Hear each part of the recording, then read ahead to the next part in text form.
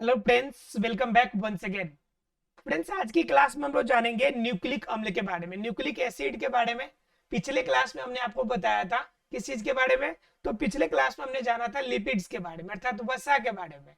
एक एक करके जैव अणु जो आपके बॉडी के अंदर पाए जाते हैं, सभी जैव अणु के पार्ट्स को हम एक एक करके जानेंगे।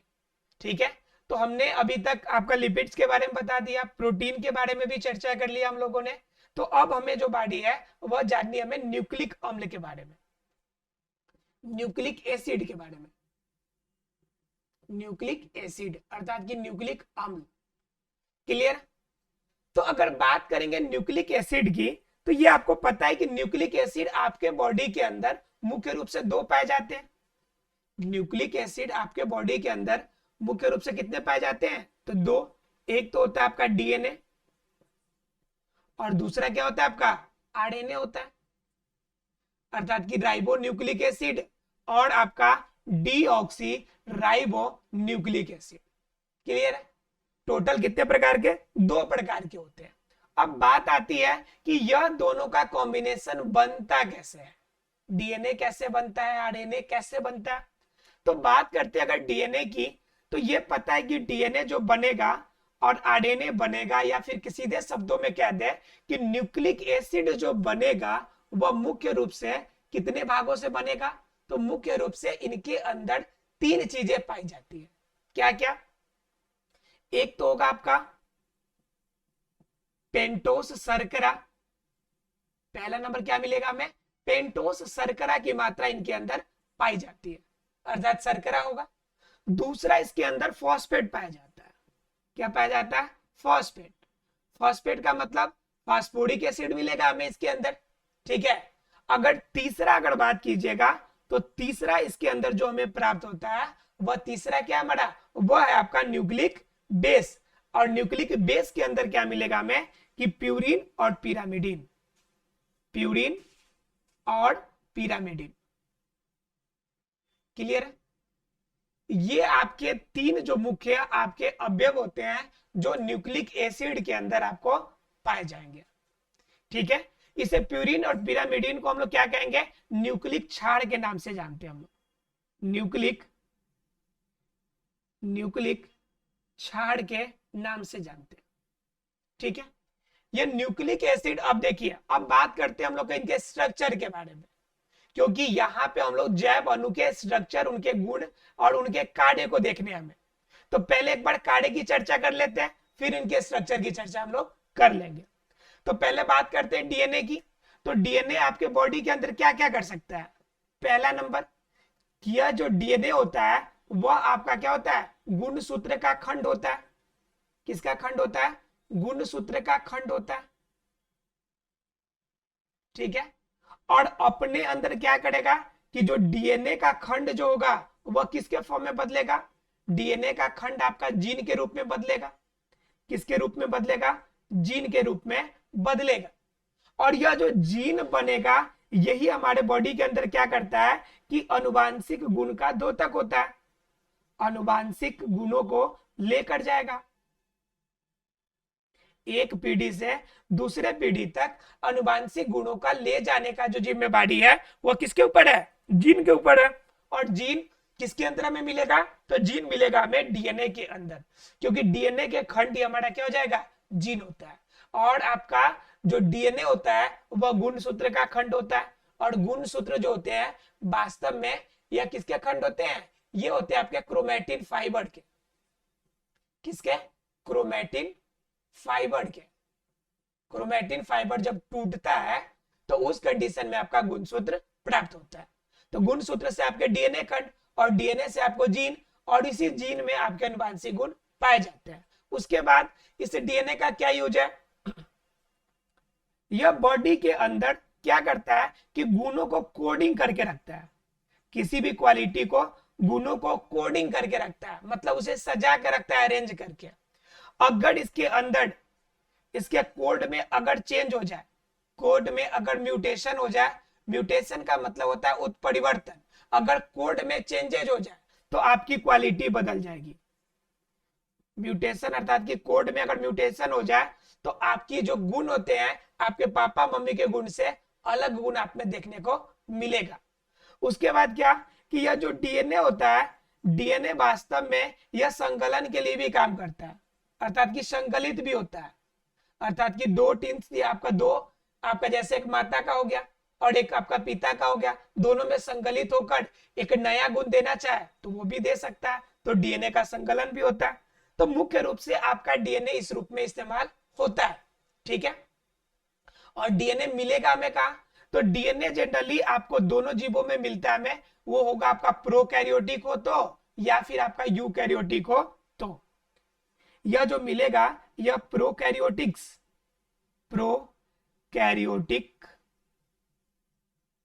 प्रोकैरियोटिक और आपका यूकैरियोटिक दोनों जीवों के अंदर आपको देखने को मिलेगा। क्लियर है कि प्रोकैरियोटिक और यूकैरियोटिक दोनों जीवों में आपको डीएनए देखने को मिलेगा, ठीक है। हो सकता है कि डीएनए आपका प्रोकैरियोटिक में किसी में नहीं अवेलेबल हो, किसी में लो लेवल में अवेलेबल हो, लेकिन जनरली पाया दोनों में जाता है। क्लियर है। अब बात करते हैं आरएनए की। तो आरएनए जो मेनली मिलता है हमें, वह मिलता है आपका प्रोकैरियोटिक में। कहां मिलेगा?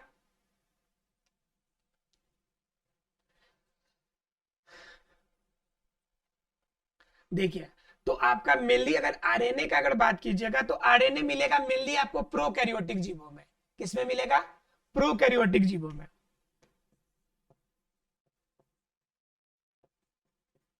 प्रोकैरियोटिक जीवों में यह जो आरएनए का मेन रोल जो होता है, यह होता है आपका प्रोटीन का संश्लेषण करना, प्रोटीन का संश्लेषण करना, ठीक है। यह अगर देखिएगा तो शरीर के अंदर केंद्रक में भी और कोशिका द्रव्य दोनों जगह आपको देखने को मिल सकता है। केंद्रक एवं कोशिका द्रव्य में मिलेंगे।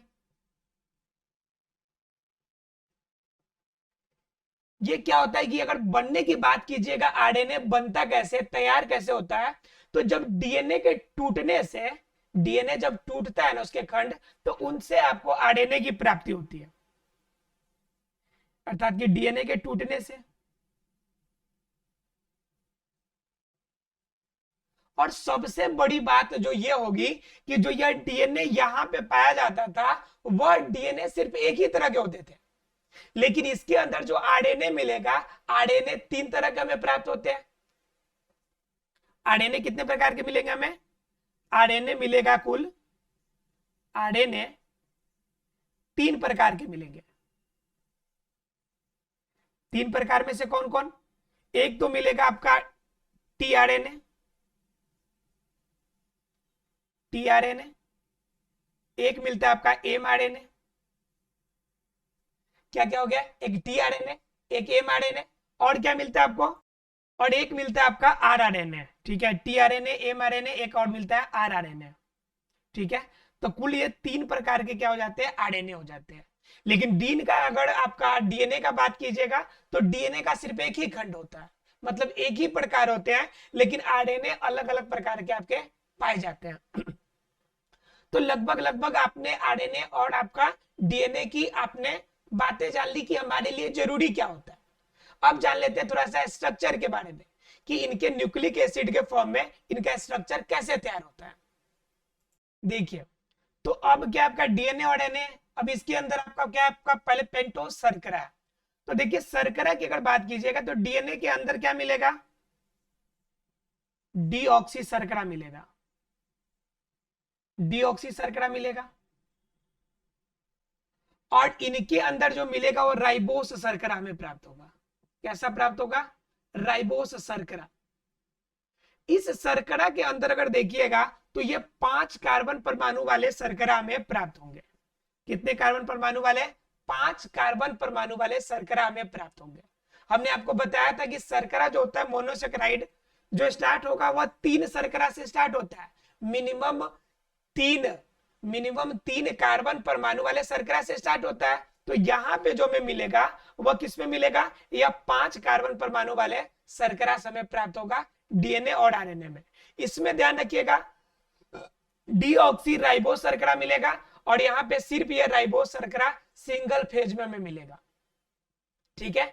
उसके बाद अगर बात कीजिएगा फॉस्फेट, तो इनके अंदर जो फॉस्फेट होगा वो फॉस्फेट का स्ट्रक्चर जो होता है इसके अंदर वो फास्फोरिक एसिड के रूप में रहता है। किसके रूप में रहता है? फास्फोरिक एसिड के रूप में। और इस फास्फोरिक एसिड के कारण ही यह जो होता है न्यूक्लिक जो होता है यह एसिडिक फॉर्म में होता है। इनके अंदर अम्लीयता जो देता है यह फास्फोरिक एसिड ही देता है। अर्थात कि फास्फोरस के जो अम्ल है फास्फोरिक एसिड, अर्थात कि इसके अंदर कार्बोक्सिलिक एसिड जुटा रहता है COOH। अर्थात क्या? यह आपका फास्फोरिक एसिड कार्बोक्सिलिक एसिड का आपका एक पार्ट है और यह क्या करता है इस न्यूक्लिक एसिड के अंदर एसिडिक मात्रा देता है। एसिडिक मात्रा का मतलब क्या हो गया? अम्लीयता प्रदान करता है। क्लियर है? उसके बाद बात करेंगे हम लोग प्यूरिन और पिरामिडिन की। तो प्यूरिन और पिरामिडिन की अगर स्ट्रक्चर की बात करें तो प्यूरिन के अंदर दो चीजें देखने को मिलती है। एक देखने को मिलती है एडेनिन और एक मिलती है हमें ग्वानिन। क्या मिलती है? ग्वानिन। ठीक है। एडेनिन और ग्वानिन दो प्रकार की चीजें हमें किसके अंदर मिलेगी?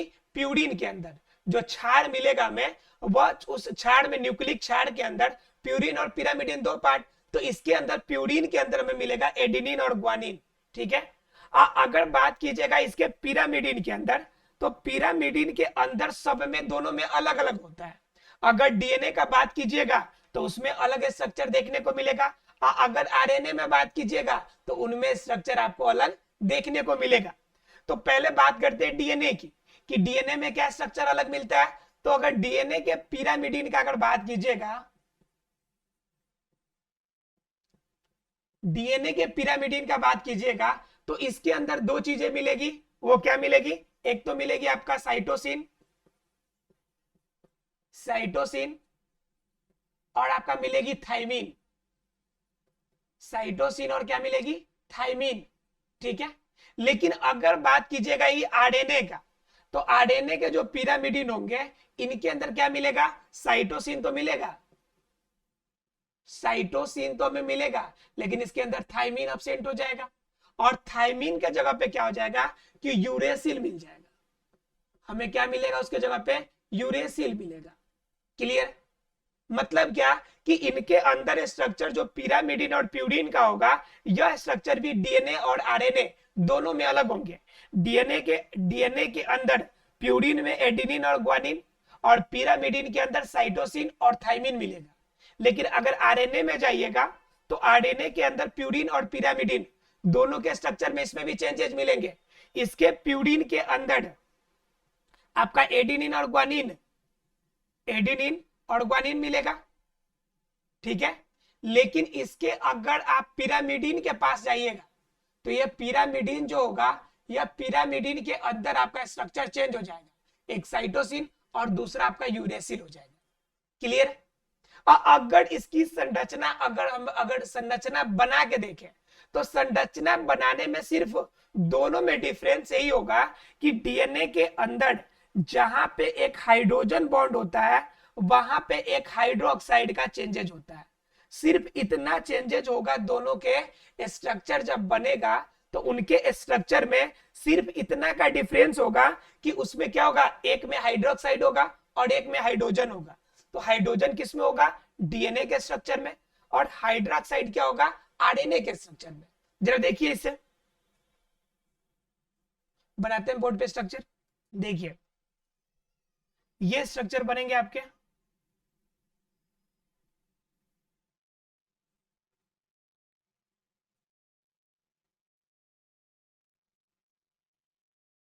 इसमें क्या होगा कि इसमें मैंने क्या बताया कि सिर्फ एक हाइड्रोजन का डिफर है, बाकी कुछ भी डिफर नहीं है। यहां पे जो आपका हाइड्रोजन का डिफर है, यहां पे एक हाइड्रोजन मिल रहा है, और यहीं पे आरएनए में जाइएगा, आरएनए के अंदर जाइएगा तो यही स्ट्रक्चर सिर्फ इतना चेंज हो जाएगा कि इसके अंदर यहां पे हमें क्या देखने को मिलेगा? यहां पे आपको OH देखने को मिलेगा। क्या देखने को मिलेगा? OH। तो मेन जो चेंजेज होता है इस हाइड्रोजन और हाइड्रोक्साइड की चेंजेस के कारण पूरे डीएनए का स्ट्रक्चर चेंज हो जाता है। बाकी पूरी कॉम्बिनेशन में कोई भी चेंजेज आपको देखने को नहीं मिलेगी। जैसे देखिए यहाँ पे आपका HO CH2 हो जाएगा, यानी हाइड्रोक्साइड के साथ CH2 हो जाएगा, और नीचे क्या जुट जाएगा आपका हाइड्रोजन जुटेगा, और बाकी सभी पॉइंट पे आपका CH2 जुटेगा, कार्बन हाइड्रोजन हर पॉइंट पे जुटेगा। ठीक है, यहाँ पे आपका हाइड्रोजन जुटा है, यहाँ पे हाइड्रोक्साइड जुटा है, सिर्फ यही डिफरेंट होगा बस। यहाँ पे आपका ऑक्सीजन होगा, क्लियर है, यहाँ पे आपका क्या होगा CH2 वाला बात होगा। तो सिर्फ आपको ये याद रखना है कि डीएनए और आरएनए दोनों का जब हम स्ट्रक्चर बनाएंगे तो उसमें सिर्फ डिफर किसका होगा, हाइड्रोजन और हाइड्रोक्साइड का, बस यही इसकी मेन चीज है। क्लियर है। अब आशा है कि आपको न्यूक्लिक एसिड का स्ट्रक्चर क्लियर हो गया और न्यूक्लिक एसिड के बारे में क्लियर हो गया होगा। ठीक है फ्रेंड्स, चलिए अब देख लेते हैं अगले टॉपिक को। न्यूक्लिक एसिड क्लियर हो गया, तो अब जानना है कि आपका जो क्या कहते हैं, जो जी अभी तक डीएनए पढ़े थे हम लोग, जो डीएनए पढ़े थे, इसमें आपको डीएनए क्या पढ़ना है, एक आधुनिक संकल्पना के रूप में डीएनए सॉरी जो गुणसूत्र है, उस गुणसूत्र के जो जीन है स्पेशली, उस जीन को डीएनए के रूप में माना जाता है। ऐसा है कि जो जीन है उस जीन को आधुनिक संकल्पना के रूप में डीएनए माना जाता है। तो डीएनए क्यों माना जाता है, ये तो मैंने अभी बताया कि डीएनए जब टूटता है तो डीएनए के खंड को हम लोग क्या कहते हैं, जीन कहते हैं। लेकिन जब बात आती है उनकी कैरेक्टरिस्टिक की कि किस रूप में आपका इसका अरेंजमेंट होता है, तो यह अरेंजमेंट कौन करता है, डीएनए करता है मेन। तो डीएनए के अरेंजमेंट करने के कारण अब नई संकल्पना के रूप में जीन को हम क्या मानते हैं, डीएनए के इक्विवेलेंट मानते हैं। क्यों, किस प्रकार से चेंजेज होते हैं, जरा देखिए स्ट्रक्चर के माध्यम से। आप देखिए ये जो स्ट्रक्चर हम लोग बनाते हैं, किसकी, डीएनए आपका गुणसूत्र की जो स्ट्रक्चर बनाते हैं, उस गुणसूत्र के ही अंदर ये अरेंजमेंट रहेंगे। तो देखिए इसी स्ट्रक्चर से आप समझ पाएंगे। ठीक है,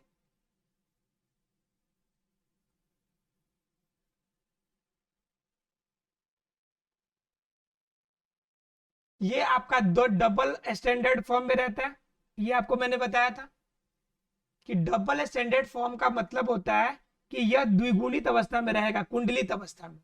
ठीक है, अब इसके अंदर क्या होते हैं, ये आपका एरो की तरफ निकल गया बाहर की तरफ, ये देखिए।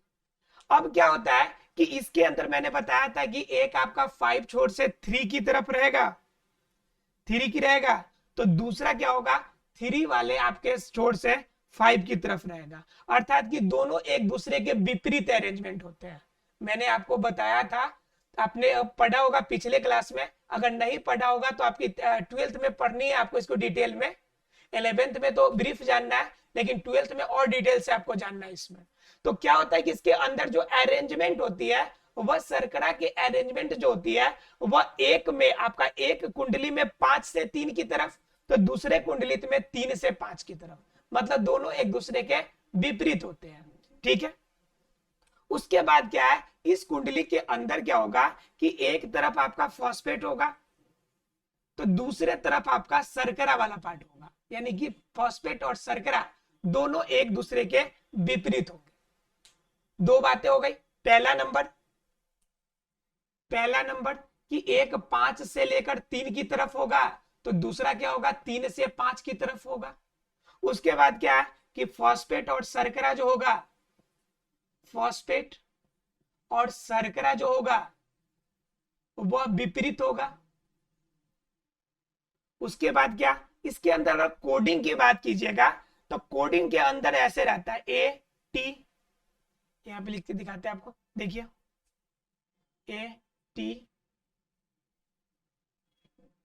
ATGC। देखिए अब ATGC का मतलब क्या, ये एडेनिन और थाइमिन के साथ कॉम्बिनेशन, ग्वानिन साइटोसिन के साथ कॉम्बिनेशन। मतलब क्या, सीधे शब्दों में कहें तो ये क्या करता है कि पिरामिडीन जो होता है, इस पिरामिडीन को स्ट्रक्चर को कंट्रोल कौन करता है, प्यूरिन करता है। पिरामिडीन के स्ट्रक्चर को प्यूरिन कंट्रोल करता है। उसके बाद अगर बात कीजिएगा चौथे रूप में, तो इसके अंदर मुख्य रूप से और क्या काम करती है, तो इनके अंदर हाइड्रोजन बंद होते हैं। क्या होते हैं, हाइड्रोजन बंद। इनके अंदर हाइड्रोजन बंद होते हैं, और ये हाइड्रोजन बंद क्या करते हैं कि इन पूरे आपके जितने संग्रहित पार्ट होते हैं सबको एक साथ जोड़ के रखते हैं, एक साथ सबको सामंजस्य बैठा के रखते हैं। अब क्या है कि जब इस प्रकार के स्ट्रक्चर इनके अंदर बनता है तो ये कंप्लीट स्ट्रक्चर जो होता है, कंप्लीट स्ट्रक्चर का जो फॉर्म ये तैयार होगा, यह आपका डीएनए के फॉर्म में काम करेगा। और इस डीएनए के फॉर्म के अंदर ही क्या करेगा कि गुणों के ट्रांसफॉर्मेशन होगा, क्योंकि एडेनिन, थाइमिन, ग्वानिन और साइटोसिन ये जिस रूप में अरेंज रहेगा उसी के रूप में आपके बॉडी के अंदर की जो अनुवांशिक गुण है उसी के रूप में कोडिंग रहेगी। अब यह जो कोड रहेगा इसी कोडिंग के अकॉर्डिंग आपके अंदर अनुवांशिक गुण आएंगे। तो क्या होगा कि इनडायरेक्टली अगर कहा जाए तो ये गुणों को कंट्रोल करके अरेंज करके रखने की जो जिम्मेवारी है वो किसकी है? डीएनए की है। इस वजह से आधुनिक संकल्पना के रूप में जो जीन है उस जीन को क्या कहा जाता है कि ये डीएनए ही एक प्रकार का क्या है? जीन है। यानी कि नई संकल्पना के रूप में जीन को आधुनिक आपका डीएनए के फॉर्म में कहा जाता है। क्लियर है? तो इसलिए मैंने स्ट्रक्चर पूरा बताने का सिर्फ इतना मकसद था कि इनके अंदर जो कोडिंग होगा जिससे हम लोग जीन कहते हैं, जो खंड बनेगा वह खंड वास्तव में क्या होगा? वह खंड आपका डीएनए का ही होगा, लेकिन पूरा फॉर्म जो तैयार होगा डीएनए का वह डीएनए के कोड के रूप में होगा। इस वजह से हम इसे डीएनए ही कहेंगे। क्लियर है? तो आशा फ्रेंड्स से क्लियर हो गया होगा।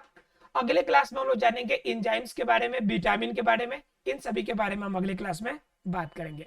मिलते हैं अगले क्लास में, तब तक के लिए thank you very much friends.